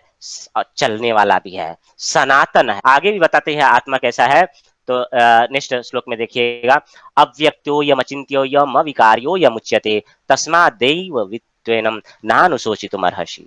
यह आत्मा जो है अव्यक्त है, अचिंत्य, इसके चिंतन नहीं कर सकता कोई। यह आत्मा की कोई विकार नहीं है, अविकारी है। हे अर्जुन, तस्मात् एवं विदित्वेन, इस प्रकार से तुम जान लो और फिर शोक मत करो। तुम्हारा कर्तव्य है युद्ध करना, तुम युद्ध को करो। नानुशोचितुम अर्हसि, तुम्हें सोचने का हक भी नहीं है कि मैं इसको मारने वाला हूं। कहते हैं नेक्स्ट देखते हैं, कहते हैं 27वें और 28वें श्लोक में कहते हैं, जातस्य ही ध्रुवो मृत्युर ध्रुवम जन्म मृतस्य च तस्माद् अपरिहार्यर्थे न तम सोचितुम अर्हसि। तुम सोच नहीं सकते हो, क्योंकि जो जन्म लेता है, जातस्य ही ध्रुवो मृत्यु, जो जन्म लेगा उसका मृत्यु निश्चित है। जो जन्म लिया है उसका मृत्यु, तुम अभी नहीं मारोगे तो भी उनका मृत्यु हो सकता है, वो इस युद्ध के कारण उनका मृत्यु लिखा हो। नवीन देह प्राप्त करने का वह आत्मा जो है सोची हो। तो इसलिए जो है तुम्हें युद्ध करना चाहिए और सोचो मत, सोचने की आवश्यकता नहीं है। अव्यक्तादीनि भूतानि व्यक्त मध्यानि भारत अव्यक्त निधनान्येव तत्र का परिदेवना। जब संपूर्ण प्राणी जन्म से ही अप्रकट है, मरने के बाद भी अप्रकट ही रहना है, तो बीच में शोक तुम क्यों पाल रहे हो? जब आत्मा अप्रकट है, उसको न छू सकते हो, न देख सकते हो, न सोच सकते हो, तो फिर वो केवल वह आया है शरीर में, उसके बाद अपना समय व्यतीत करके चला जाएगा। इसलिए इस वेदना में मत पड़ो, ये कोई जरूरी नहीं है, इस शोक में रहने की आवश्यकता नहीं है। आगे कहते हैं, देहि नित्यम अवध्योयम देहि सर्वस्व भारत तस्मात् सर्वाणि भूतानि न तम सोचितुम अर्हसि। तुम सोचने की, यह शरीर जो है अवध्य है, यह जो आत्मा है वह अवध्य है, इसलिए कोई शोक करने की आवश्यकता नहीं है और तुम्हें युद्ध करने की आवश्यकता है। ये इसके आगे जो है जो मंत्रों में यहाँ पर स्वधर्म की बात शुरू होगी। स्वधर्म, व्यक्ति का धर्म, क्षत्रिय जो धर्म है, यहाँ से 31वें इस श्लोक से स्टार्ट होगा। स्वधर्म की बात होती है। छात्र धर्म जो है, यदि व्यक्ति अपने धर्म का पालन करता है तो वह कैसा होता है? जैसे कि आप यूपीएससी की तैयारी कर रहे हैं, तो आपका धर्म है यूपीएससी की सही से तैयारी करना। और जब ऐसा आप करेंगे तो क्या स्थिति होगी, उसी के बारे में इस पे चर्चा की जा रही है। कहते हैं प्रथम श्लोक ही 31वां उपस्थित होता है, स्वधर्मम अपि चावेक्ष न विकम्पित मर्हसि धर्माद्धि युद्धाच्छेयो क्षत्रियस्य न विद्यते। इसी को क्षत्रिय धर्म भी कई बार कहा जाता है। क्षत्रिय धर्म सभी के लिए लागू है। कहते हैं स्वधर्म अपि चावेक्ष, अपने धर्म को देखकर भी तुम भय कर रहे हो। यह जो युद्ध करने का समय आ गया, क्षत्रिय का धर्म क्या है? युद्ध करना। आपके आईएएस की तैयारी करना आपका कर्म है, आपका धर्म है। और फिर जब आईएएस की तैयारी शुरू की तो डरना किस बात का है? पता नहीं मेरा होगा कि नहीं होगा, क्या होगा नहीं। आप कर्म अच्छे से कीजिए। कहते हैं धर्मादि युद्धाश्रय अन्य क्षत्रिय से न विद्यते। युद्ध छोड़ने से अच्छा है युद्ध करो। जो तुम्हारा कर्तव्य दिया है, तुम कई लोग बीच में ही तैयारी छोड़ के, अरे हमारे बस में नहीं है, चलो तैयारी कर लिए, इस तरीके से जरूरी नहीं, ये जो है अच्छी बात नहीं है। अथ चैतन्यम धर्म्यम संग्रामम न करिष्यति ततः स्वधर्मम कृतिम च हित्वा पापमवाप्स्यसि। क्या सुंदर बात कहे। कहते हैं यदि तुम युद्ध नहीं करोगे, यानी कि जो आपको कर्तव्य दिया गया है वह कर्म नहीं करोगे, तो पहली बात तो तुम अपने स्वधर्म से वियुक्त हो जाओगे, जो तुम्हारा धर्म था उससे किनारे हो जाओगे, और तुम्हारी कीर्ति भी क्या होगी? समाप्त हो जाएगी। तुम्हें कोई पूछेगा नहीं, सब लोग बोले युद्ध से भागा हुआ व्यक्ति है। आगे के मंत्रों में देखिएगा क्या सुंदर बात कहते हैं। कहते हैं अगर तुम मान लो अपना कार्य करोगे, देखो अपना मेहनत करोगे, आईएएस की तैयारी के संदर्भ में आप सोचेंगे, या जो भी अपनी तैयारी कर रहे हैं उसके संदर्भ में सोचेंगे तो आपको समझ में आएगा। कहते हैं हतो वा प्राप्स्यसि स्वर्गम जित्वा वा भोक्ष्यसे महिम। कहते हैं जब तुम तैयारी अच्छे से करोगे, हतः जब इस युद्ध को करोगे तो दो ही ऑप्शन है, या तो मर जाओगे या तो तुम जीत जाओगे। और यदि तुम मर जाओगे तो स्वर्ग को प्राप्त हो जाएगा, क्योंकि तुमने स्वधर्म अच्छे से किया, कर्म अच्छे से किया। और यदि तुम जीत गए तो पूरे पृथ्वी को भोज्य करोगे, तुम महाराजा होगे। दोनों चीजें हैं। ऐसे यूपीएससी के लिए यदि आप कभी फेल हो गए तो आपने पूरा मन लगा करके तैयारी की थी, आपको दुख नहीं होगा। और जब मृत्यु का समय काल आएगा, जैसा कि ईशावास्य उपनिषद में हम लोग देखे थे कि मृत्यु के समय काल में वह पूरा स्मरण होता है, और मैं बताया था कि पूरा जीवन आपको यह दुख होगा कि मैं और अच्छा कर सकता था। और यदि आप अच्छे से करे होंगे, आपकी लड़ाई जो अच्छे से रही होगी, तो क्या होगा? दो ही चीज होगी, या तो सिलेक्ट होंगे या तो सिलेक्ट नहीं होंगे। आपको दुख नहीं होगा कि मैं और अच्छा, आपने पूरी तैयारी की। हम लोग जब तैयारी करते थे तो 300 350 ऐसे सीटें, इंटरव्यू देना भी एक बहुत बड़ा एक चुनौती होती थी। इसका मतलब कर्म ऐसा नहीं किया कि कर्म नहीं किए, कंपटीशन टफ था, उसमें नहीं हुए, गलतियां हुई होंगी कुछ छोटी मोटी, मगर आप दुख नहीं लेकर के, नहीं मैं अपने तरफ से कमी कर दिया। और जब आप अपने तरफ से कमी किए रहेंगे, मैं ये भी पढ़ लिया होता, शायद मैं नहीं पढ़ पाया, ये चीज थोड़ा बहुत चलता है। आप इंटरव्यू दे रहे हैं, आपका लक नहीं काम कर रहा है, जो ईश्वर ने विधान ने तय किया है उसमें आप कुछ नहीं कर सकते। मगर क्या है कि आपको पूरा जीवन उसमें मन तन धन सारी चीजों से लग जाना है, अपना कर्तव्य। तो वही जब हतो वा प्राप्स्यसि स्वर्गम, अगर मृत्यु को प्राप्त हो गए तो स्वर्ग को प्राप्त हो जाओगे। क्योंकि कोई कुछ भी कहे, आपने बड़े अच्छे से मेहनत से लगन से पढ़ा था, मेहनत अच्छे से किया था, आपको दुख नहीं होगा। और जित्वा वा भोक्ष्यसे मुखम, जब आप जीत जाएंगे, वह पोस्ट पा जाएंगे, तो आप तो राजा हैं। तस्मात् उत्तिष्ठ कौन्तेय युद्धाय कृत निश्चय, इसलिए हे कुंती पुत्र युद्ध करो और निश्चय कर लो कि मुझे युद्ध करना है, क्योंकि तुम्हें खोने के लिए कुछ नहीं है। हतो वा प्राप्स्यसि स्वर्गम जित्वा वा भोक्ष्यसे महिम। आगे कहते हैं सुख दुखे समे कृत्वा लाभा लाभौ जया जयौ। आगे के आपकी स्क्रीन पे आ जाए, आप आगे चलते हैं कर्म योग की तरफ। तो अब कर्म की बात कर रहे हैं, कर्म जरूरी है। कर्म के संदर्भ में कहते हैं कर्म योग होना चाहिए, कर्म करना चाहिए। कैसे करना चाहिए? सुख दुखे समय कृत्वा लाभा लाभौ जया जयौ। व्यक्ति को सुख और दुख में समान रहना चाहिए। तैयारी का समय काल है, किसी दिन आपकी अच्छी तैयारी होगी, किसी दिन एकदम नहीं होगा, तो अगला दिन खराब नहीं कर देना। एकदम नहीं हुआ तो नहीं, अरे जो है अगले दिन हम पढ़ेंगे ही, उसी को टेंशन में रहे। और इस दिन आज मैंने पूरा पढ़ लिया तो कल कोटा तो कल वाला पूरा कर लिया, आप कल घूमेंगे, पिक्चर देखेंगे, या फिर अभी तो लॉकडाउन चल रहा है तो उसमें तो कुछ कर ही नहीं सकते, तो फर्स्ट्रेट होकर के इधर उधर बात करेंगे, तो कोई जरूरत नहीं है। सुख दुखे समय, और ऐसा यह समय काल तैयारी का होता है जिसमें कि घर वाले, और घर ही पे आप बैठे हुए हैं, घर वाले भी प्रेशर देते होंगे, तैयारी अभी तक इतना एक बार में दे दिए, इतना समय काल, या अपनी भी इच्छाएं होती है। लोगों का प्रेशर होता है, अपना भी प्रेशर होता है। तो ऐसे समय काल में क्या है, सुख दुख में सम होकर के, लाभ अलाभ से, जय और अजय से परे होकर के क्या है, जब तुम युद्ध करोगे तो नैवम पापमवाप्स्यसि, कोई तुम्हें पाप नहीं होगा। अच्छा, पाप नहीं होगा तो यह मृत्यु जो है जीवन आपका तर जाएगा। अब जब मृत्यु का वही जो ईशावास्योपनिषद में अंतिम समय काल आएगा, तब आप यह नहीं सोचेंगे कि मैंने गलती की, मैं कुछ और अच्छा कर सकता था, जैसा कि वह शिंडलर लिस्ट मूवी में वह करता है लास्ट में, और कुछ अच्छा कर सकता था। आगे के मंत्र को देखते हैं, समझ में आ रहा है? जी सर, सर बहुत इंटरेस्टिंग क्लास है आज की। अच्छा, अच्छा लग रहा है सर। और आप लोग, और कोई ठीक है, समझ में आ रहा है ना? कोई दिक्कत तो नहीं है? प्रश्न आए तो आप पूछ सकते हैं बीच में, आप लोग पूछते नहीं है, तो मुझे लगता है या तो सब कुछ कंप्लीट समझ में आ रहा है या फिर सारा उड़ रहा है। नहीं सर, समझ आ रहा है सर। चलिए, तो नेक्स्ट जो है, कई बीच बीच में श्लोक मैंने हटा दिए हैं जो जरूरी है, आपके पास सामने बार बार आते हैं, उन्हीं सबको, क्योंकि हमारा जो सिलेबस में बहुत कम है, तो हमको कुछ ही कुछ श्लोक जो बहुत जरूरी होते हैं, उन्हीं सबको ध्यान पे रखना होता है। तो सीधे हम 47 पे चलते हैं, और कर्म के संदर्भ में कहते हैं कर्मण्येवाधिकारस्ते, गीता में बताते हैं अर्जुन को, क्योंकि तुम्हारे पास कर्म ही अधिकार है, कर्म करना ही तुम्हारे पास अधिकार है। तुम कर्म अच्छे से कर सकते हो, आईएएस की तैयारी अच्छे से कर सकते हो, माँ फलेषु कदाचन, आप सेलेक्ट होगे नहीं होगे इससे कोई फर्क आप नहीं डिसाइड कर सकते। आप अच्छे से पढ़ सकते हो, आप यह नहीं डिसाइड कर सकते हो कि आप का फल क्या प्राप्त होगा। मैं कर्म किया और फल को, माँ कर्म फल हेतुर्भुर माते संगोस्तो कर्मणि, इसलिए क्या करो, आप आईएएस की तैयारी अच्छे से करो, और कर्म का फल का जो हेतु है, कारण है, उसमें मत जुड़ो, आसक्ति मत करो, आप अपना कर्तव्य अच्छे से करो।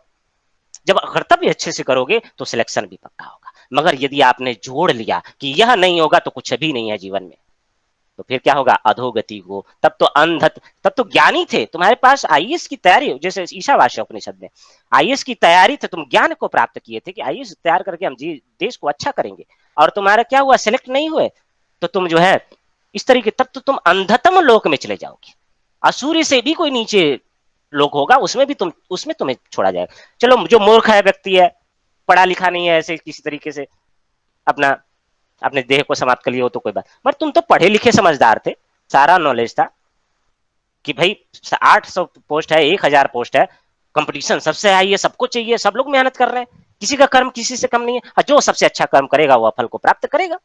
हम भी अच्छा कर्म करते हैं, फल हमारा आसक्ति नहीं होनी चाहिए। योगस्थ कुरु कर्माणि संगम त्यक्त्वा धनंजय सिद्ध्या सिद्ध्यो समो भूत्वा समत्वम योग युज्यते। योग को क्या कहा जाता है, जो समभाव को रखता है, समत्वम योग युज्यते, है ना? तो आसक्ति नहीं हो, सिद्धि और असिद्धि, सिद्धि यानी यूपीएससी, और असिद्धि जो नहीं बनना, जो इन दोनों में स्थिर हो जाता है, समो हो जाता है, वही समत्व कहलाता है, और इसी को योग कहा जाता है। जो आप योग समझते हैं वह योग नहीं, योग का मतलब होता है जो सिद्ध और असिद्ध में क्या होता है, समत्व होता है, सुख दुख में सम को प्राप्त करता है ना, उसको योग कहा जाता है। आगे जब इसमें ऐसी स्थिति आती है तो प्रश्न अर्जुन पूछना शुरू कर देते हैं। 54वां श्लोक आता है, 54वें श्लोक में प्रश्न पूछते हैं कि प्रभु, अच्छा एक चीज और मैं बताना आपको भूल गया, एक 50वां श्लोक आता है उसी में, उसमें वह बताते हैं कि यह योग जरूरी है, योग का मतलब समत्व हो गया, योग का मतलब समत्व हो गया, है ना? क्योंकि प्रश्न आता है तो इसलिए उसकी चर्चा मैं यहीं पे कर रहा हूं। कहते हैं श्लोक है वह, बुद्ध युक्तो जहाति उभे सुकृत दुष्कृते तस्मात योगाय युज्यस योगः कर्मसु कौशलम। क्या कहते हैं, पाप पुण्य इन सब में जो मुक्त हो जाता है, यानी पहले बताया समत्वम योग युज्यते, समदृष्टि होनी चाहिए, सम होना चाहिए, उसी को योग कहा जाता है। और कहते हैं कर्मसु योगः कौशलम, यदि कर्म जो होता है ना, कर्म जो अभी कर्म की ही बात कर रहे हैं, तो कहते हैं जो कर्म में जो योग होता है ना, योग यानी समत्व दृष्टि, वह सबसे कुशल होता है, सबसे श्रेष्ठ होता है। जो कर्म करना चाहिए वह समत्व दृष्टि से युक्त होना चाहिए। ऐसा जो कर्म करता है, ऐसा जो योग होता है वह सबसे श्रेष्ठ माना जाता है, और फिर वह क्या होगा, बुद्धत्व को प्राप्त कर लेगा, बुद्ध हो जाएगा, स्थित प्रज्ञ हो जाता है। और स्थित प्रज्ञ कहलाता है, इसी के बारे में स्थिर बुद्धि किसे कही जाती है, इसी के बारे में जो है प्रश्न पूछ लेते हैं अर्जुन। प्रश्न उनके सामने उपस्थित होता है, अर्जुन पूछते हैं, स्थित प्रज्ञस्य का भाषा समाधिस्थस्य केशव। ये जो समाधि लोग होता है, आपने बताया कि समाधि को प्राप्त करो, है ना, स्थित प्रज्ञ बनो। ये स्थित जो श्रेष्ठ बुद्धि होती है, ये आखिर होती क्या है, ये कैसे होते हैं लोग, और क्या ये खाते हैं, क्या चलते हैं, ये कैसे इनका जीवन काल होता है। तब भगवान कहते हैं इसी श्लोक के इस प्रश्न के उत्तर में, कहते हैं कि स्थित धी क्या होता है, स्थित प्रज्ञ किसे कहते हैं, कहते हैं दुखेशु अनुदिग्न मना सुखेशु विगत स्पृह। दुखेशु अनुदिग्न मना, दुख जब आते हैं तो उसमें क्या है, दुख नहीं होता, मन में उद्वेग नहीं, अरे हमें बहुत दुख हो गया, बड़ा कष्ट है। और सुखेशु विगत स्पृह, और सुखों में ऐसे, सुख जब आता है तो ऐसी स्पृहा नहीं होती, उससे जुड़ जाए, वाह मैं तो राजा बन गया, मैं आईएएस बन गया, मेरे से बड़ा कौन हो सकता है। मैं एक वीडियो देख रहा था, उसमें एक आईपीएस, नवीन नए नए आईपीएस थी पंजाब में, वह जो है अभी सेलेक्ट हुई थी, कुछ ही समय हुआ था, और ड्यूटी ज्वाइन की थी, तो ड्यूटी नहीं ज्वाइन की थी, सेलेक्ट हुई थी और गई थी, वो जो लवासना है उसमें ट्रेनिंग जो होती है उसका समय काल हो रहा था, उसके बीच में बाहर निकली थी।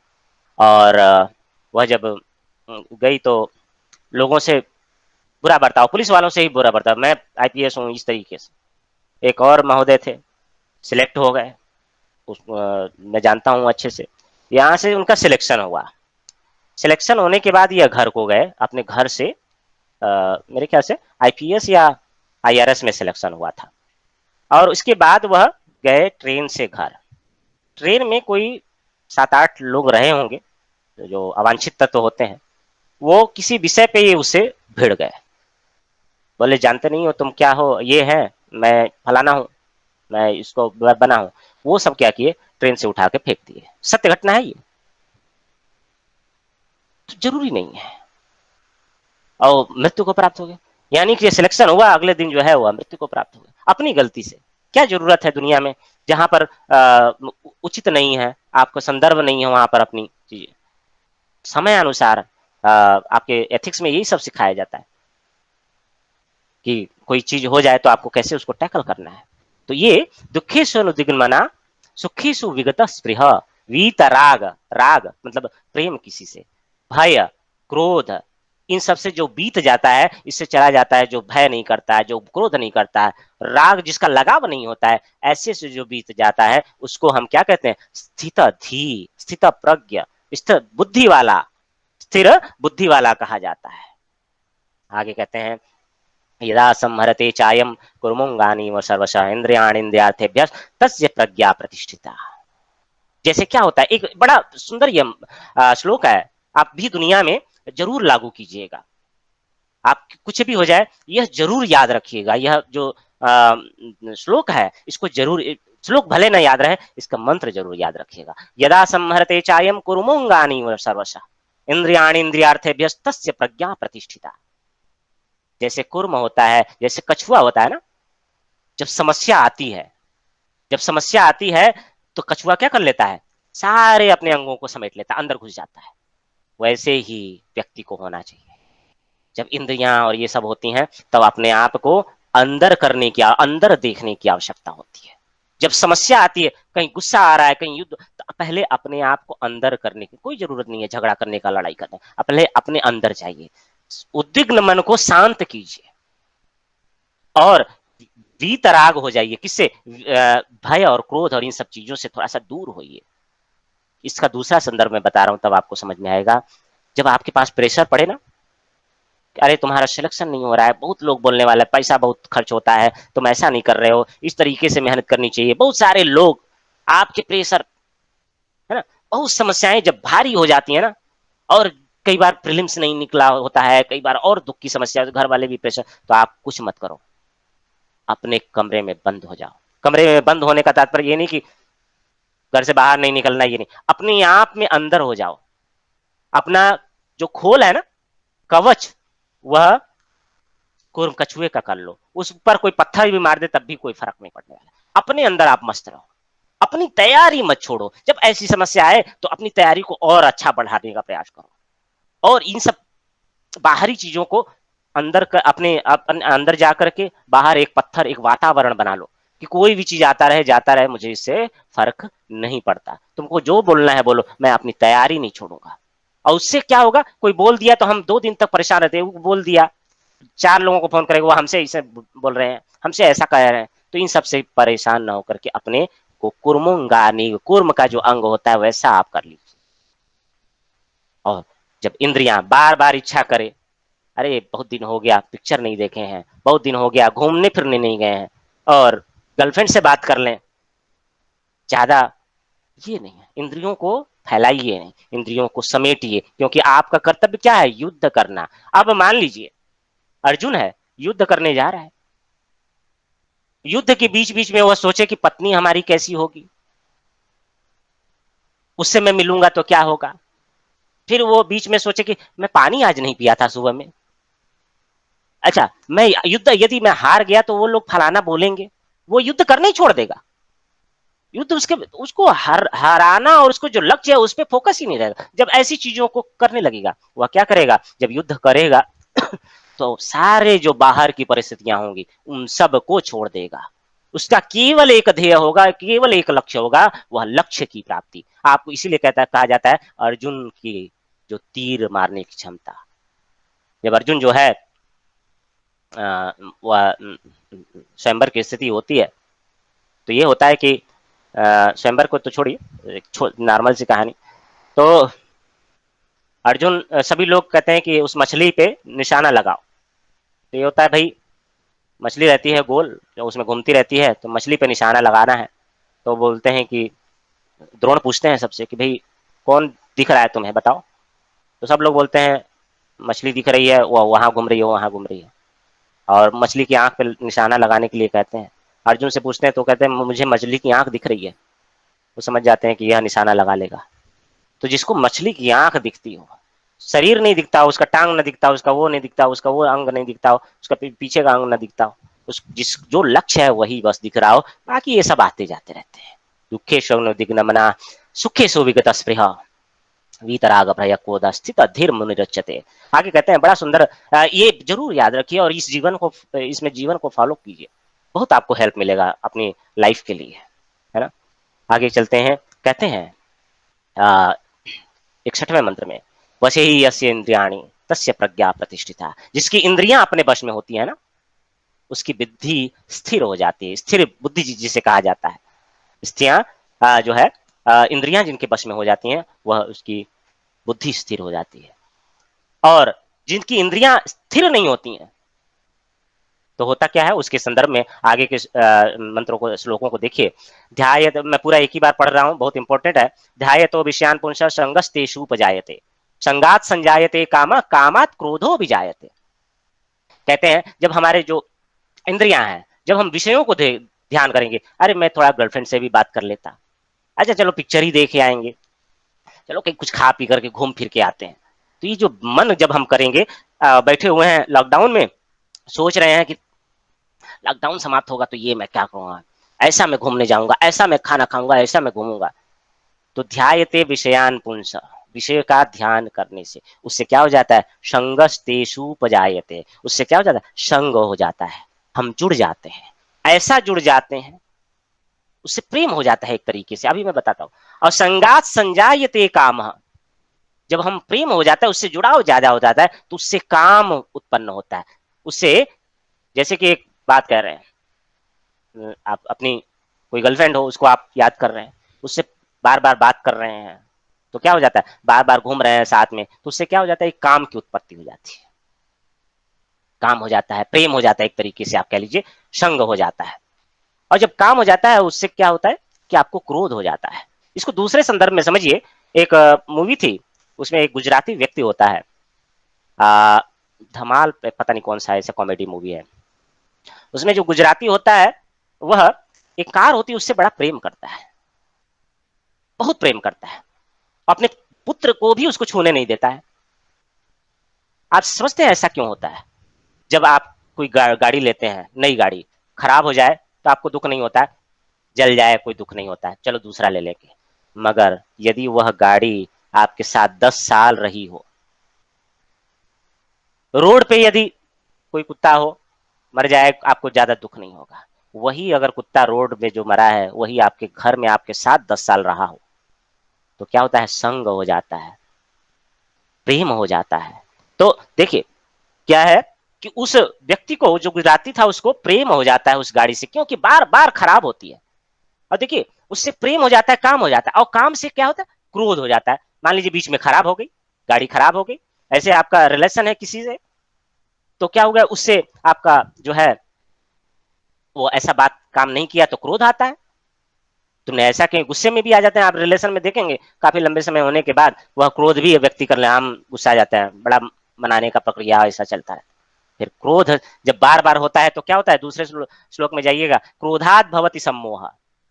क्रोध से क्या होता है, सम्मोह पैदा हो जाता है। बार बार क्रोध करने से, वही गाड़ी खराब हो रही है तो उससे बार बार क्या हो रहा है, उस पर क्रोध कर रहा है, अरे खराब हो गई, फिर बनवाते हैं, फिर खराब हो जाती, फिर बनवाते हैं, और धीमे धीमे क्या होता है, क्रोध से सम्मोह हो जाता है। सम्मोह, क्रोधात भवति सम्मोह, असम्मोहात स्मृति विभ्रम। जब किसी से सम्मोह हो जाता है तो क्या उचित है क्या अनुचित है हम निर्णय नहीं ले पाते हैं, सम्मोह होने पर।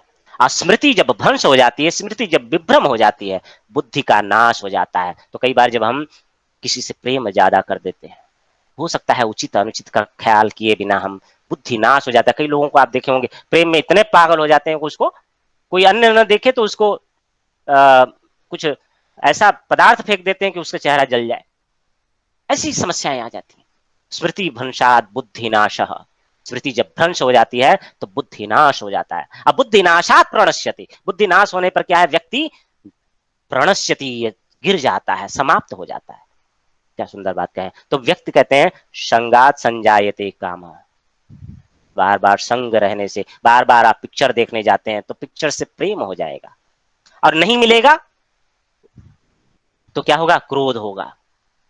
और जितना आप क्रोध करेंगे उतना ही उससे लगाव बढ़ता चला जाएगा, और जब लगाव हो जाएगा तो आपकी स्मृति विभ्रम हो जाएगा, मैं तो किसी भी तरीके से देखने जाऊंगा, विभ्रम हो जाएगा। और जब विभ्रम हो जाएगा तो बुद्धिनाश हो जाएगा, और बुद्धिनाश से प्रणस्थिति, आप उसी पिक्चर देखने में ही आप अल्कोहल को ले लें या अन्य चीजों को ले लें, जो भी नशा है, जो भी खराब चीजें उन सबको देख लीजिए, बार बार नहीं मिलने से क्रोध होता है, क्रोध होने से सम्मोह हो जाता है, असमोह से होने पर क्या बान है क्या उचित है उसको कोई मतलब नहीं है। तो वही वो जो गाड़ी वाला रहता है गुजराती, वह उससे बड़ा प्रेम करता है, उसका छूल है, उसका पुत्र भी ना, उसको इतना प्रेम हो जाता है कि उसके पुत्र पर भी वह क्रोध करने लग जाता है, गुस्सा, उसको भगा देता है घर से, बोले तूने इस गाड़ी को कैसे करा। अब बुद्धि नाश होने पर अपना जीवन ही व्यक्ति बर्बाद कर देता है इस तरीके से। तो क्या है, इस तरीके से वह बताए कि व्यक्ति को क्या करना चाहिए, अपने मन में बाहर इंद्रियों में नहीं जाना चाहिए, है ना, अपने अंदर रहना चाहिए। कहते हैं क्या, देखते हैं, कहते हैं या निशा सर्वभूतानाम तस्याम जागृति संयमी, यस्याम जागृति भूतानी सा निशा पश्यतो मन। जो मुनि लोग होते हैं, जब सभी जो प्राणी होते हैं, जो प्राणी लोग होते हैं, उनके लिए जब रात्रि होता है, रात्रि का मतलब जब वो सोचते हैं दुनिया किसी संदर्भ में, तब मुनि लोग है जागृत, जो संयमी लोग होते हैं जगते हैं, और जब जागते हैं दुनिया तब संयमी लोग शयन करते हैं। इसको दूसरे संदर्भ में देखिए कि पूरी दुनिया जब पढ़ती है तब तो जो मुनि लोग होते हैं, श्रेष्ठ लोग होते हैं, तब तो पढ़ते ही हैं, मगर जब पूरी दुनिया सो रही होती तब भी वह पढ़ते हैं। एक मैंने संदर्भ सुना था, मुझे याद नहीं है ज्यादातर, बचपन में मुझे कहानी याद है कि कोई बहुत बड़ा मुक्केबाज या ऐसा कुछ था, या ओलंपियाड था, या ओलंपियन था कोई, तो वह कहता है, पूछा जाता है कि आप क्या, कैसे आप इसको अपने आप को श्रेष्ठ बनाए, तो वह कहता था कि मैं दिन भर मेहनत करता था, और जब मैं सोने जाता था तो देखता था मेरा जो अपोजिट नंबर का व्यक्ति है वह मेहनत कर रहा है, तो मैं और मेहनत करने लगता था, और मैं मेहनत करने लगता था, और ज्यादा बढ़ा देता था, अपनी जो क्षमता है उसको मैं यूज करता था, और फिर क्या हुआ, मैं वही जो आत्म तत्व था उसको प्राप्त हो, जो प्राप्त करना चाहता है व्यक्ति प्राप्त कर लेता है। आपूर्यमाणम अचल प्रतिष्ठम समुद्रमापः प्रविशन्ति यद्वत् तद्वत् कामाम यम प्रविशन्ति सर्वे स शांतिमाप्नोति न काम कामी। जैसे बहुत सारी नदियां समुद्र में आ जाती हैं, समुद्र में समा जाती हैं, वैसे ही जो स्थित प्रज्ञ पुरुष होता है उसमें कोई विकार नहीं होता है, वह शांत रहता है, कोई उछल उछल कूद उसमें नहीं होता है। समुद्र में कोई उछल कूद नहीं होता है, और जब उछल कूद होता है तो सुनामी आती है केवल। तो ऐसा होना चाहिए, या तो सुनामी आए या तो फिर अजगल गगरी छलकत जाए वाला काम ना हो। जब सुनामी आती है तो या तो वह श्रेष्ठ कार्य करती है या तो वह समाप्त करती है। तो या तो आप अफजल गुरु के संदर्भ में हो जाते हैं जब ऐसा ज्ञान का सुनामी आता है, या फिर आप क्या होते हैं जो आईएएस को टॉप किया था या सेकंड रैंक पे अतहर अली था, है ना, तो ऐसे आप होते हैं, या तो फिर वही तैयारी करने वाला अफजल गुरु बन जाता है ना। तो ऐसा नहीं है, कहते हैं ऐसा ब्राह्मणी स्थिति जो है प्रार्थ नैनाम प्राप्य विमुह्यति स्थित्वा श्यामंत कालेपि ब्रह्म निर्माण मृच्छति। ऐसा ब्राह्मी स्थिति पार्थ नैनाम प्राप्य विमुह्यति स्थित्वा श्यामंत कालेपि ब्रह्म निर्वाण मृच्छति। क्या करो, ब्राह्मी स्थिति को ब्रह्मानंद प्राप्त होता है जो कर्म करता है, जो ज्ञान करता है, जो समत्व बुद्धि रखता है और स्थित धीर रखता है। जो ऐसा व्यक्ति होता है उससे क्या होता है, निर्वाण को, ब्रह्म निर्वाण, ब्रह्म की प्राप्ति हो जाती है, ब्राह्मी स्थिति को प्राप्त करता है, जीते जी वह ब्राह्मी स्थिति को प्राप्त कर जाता है, बुद्ध हो जाता है वह व्यक्ति। इस तरीके से द्वितीय अध्याय में कृष्ण भगवान अर्जुन को समझाने का प्रयास किया है बहुत सुंदर तरीके से। आगे के अध्यायों पे थोड़ी थोड़ी चर्चा हम लोग कल के क्लास में करेंगे, है ना। आज का क्लास समझ में आया? जी सर। कई लोग तो हाथ जोड़ करके सोच रहे होंगे कथा चल रहा है ना। जी सर। कथा चल रही है, कहानी चल रही है, समय भी नहीं पता और लंबा चलता चले ऐसे एक आध घंटा। नहीं, बिल्कुल आपसे सर। होमवर्क भी कराना है ना, ये जी कथा सर। कहानी नहीं है, इसको जीवन। इसीलिए देखिए गीता का बड़ा महत्व है, दुनिया में इससे सुंदर ग्रंथ कोई नहीं है, आप समझिए। मैं इसलिए इसको बता रहा हूं डिटेल में क्योंकि ये आपके जीवन को बड़ा फलदायी बनाएगा, जीवन को बड़ा सुंदर बनाएगा। ये जीवन जीने की कला सिखाता है, कैसे आप जीते हैं, कैसे आपको बचना है। ये आपको अभी लग रहा होगा कि उतना चीजें क्लियर नहीं है, मगर जैसे जैसे समय व्यतीत होगा, बार बार इससे आप परिचित होंगे, इसके मर्म को समझेंगे, तब आपका वह मन मस्तिष्क जो है शांत हो जाएगा। और गीता जरूर पढ़िए, कुछ मत पढ़िए, द्वितीय अध्याय तो जरूर पढ़िए, बात तो श्लोक है उसका अर्थ के साथ में अध्ययन कीजिए, उसको रिलेट कीजिए, उसकी कोई व्याख्या अगर कोई साधु संत महात्मा कोई श्रेष्ठ लोग किए हो उसको आप देखिए। कुछ मत कीजिए तो ओशो का आप गीता का द्वितीय अध्याय पढ़ लीजिए, कठोपनिषद ओशो का पढ़ लीजिए, बहुत शांति मिलेगी और अध्ययन करने के ऊपर और आप उन्मुख होंगे, चीजों से आप इतर होंगे, अपने कर्तव्य के प्रति जुड़ेंगे।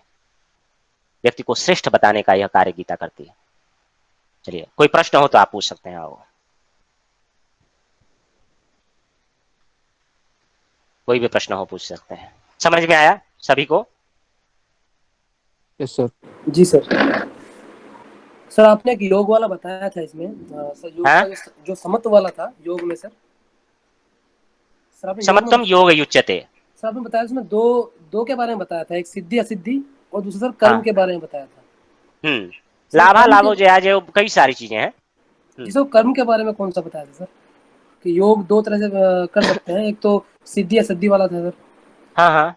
एक जो समत्व में था, और सर दूसरा कर्म वाला था सर, कर्म सर वाला। ज्ञान और कर्म का योग सर। वो तो हम लोग ईशावास्योपनिषद में देखे हैं ना, ज्ञान जी योग सर। और कर्म, तो सारा क्लास रिलेटेड होता है ना। अगर आप ईशावास्योपनिषद को मैंने एक सिस्टमेटिक वे में मैं पढ़ाता हूँ, मेरा एक तरीका है कि आप जो है एक हॉलिस्टिक अप्रोच को कवर कर पाए। आप देखेंगे मैं जैन की भी बात करता हूँ, कोई भी दर्शन हो, बुद्ध की भी बात करता हूँ हर जगह पे, चारवाक की जहां जरूरत पड़ेगी बात करेंगे, वेदांत की जहां जहां सांख्य और योग की बात आएगी, वैशेषिक न्याय की बात आएगी, सारी चीजें एक दूसरे से जुड़ी हुई हैं। तो जैसे जैसे हम आगे बढ़ते चलेंगे पिछला क्लास जरूरी होता है। तो यदि हम कर्म की बात किया जाए तो ज्ञान ऑटोमेटिक उसके अपोजिट में खड़ा हो जाएगा, है ना। तो ज्ञान और कर्म, भक्ति, त्रिविध प्रकार के वो कर्म है। ठीक है, और समत्व तो होना चाहिए जो इन दोनों में समत्व रखता है कि भैया ऐसा नहीं है कि केवल ज्ञान में ही लगे हुए हैं कि हम दुनिया से, वो तो हम ईशा में ही देखे, दुनिया में हमको लेना देना ही नहीं, और केवल जो है प्रभु दुनिया ही सब कुछ है, चार बाग बन जाए, ये भी अच्छी बात नहीं है। दोनों लोग अंधतम लोक में जाएंगे। जो दोनों में सामंजस्य, क्योंकि आप जन्म लिए ना, मनुष्य का कर्म क्या होता है? अच्छा ये बताइए, जीवन, पहले भी मैं पूछा हूं, जिनसे पूछा नहीं हूं उन लोग मुझे बताएंगे कि इस जीव में, इस विश्व में, जगत में कोई भी जीव उत्पन्न क्यों होता है? आत्मा उत्पन्न क्यों होती है? आकर के चली जाती है, क्यों? क्यों जीव उत्पन्न होता है? मनुष्य ही नहीं, मैं सबकी बात कर रहा हूं, पूरा जीव क्यों, उसका लक्ष्य क्या है इस जीवन का, क्यों उत्पन्न हो, सर उसका कोई मोक्ष महत्व है? मोक्ष प्राप्ति सर। मोक्ष प्राप्ति नहीं, सर जो सामान्य, मैं कर्म, केवल केवल मैं ये नहीं कह रहा हूं कि आप दर्शन के संदर्भ में ही कहें, और वो मछली मर जाती है उसको कौन सा मोक्ष चाहिए? सर जो कर्म जुड़े होते हैं उसके साथ सर, उसके संदर्भ में वो फिर दोबारा संपूर्ण जीव की, मैं व्यक्ति की बात नहीं कर रहा हूँ, नर की बात नहीं कर रहा हूँ। आप लोग जो बातें करेंगे, जो बताएंगे, वो नर के संदर्भ में, संपूर्ण जीव की मैं पूछ रहा हूँ, थोड़ा वैज्ञानिक तरीके से सोचिएगा, बताइएगा मुझे। तो चलिए आज के लिए इतना ही रखते हैं, कल हम पुनः मिलते हैं इसी समय काल में, और कोई प्रश्न हो तो मुझे व्हाट्सएप, कॉल या फिर जैसा भी माध्यम हो उसके माध्यम से आप लोग कह सकते हैं। चलिए, धन्यवाद।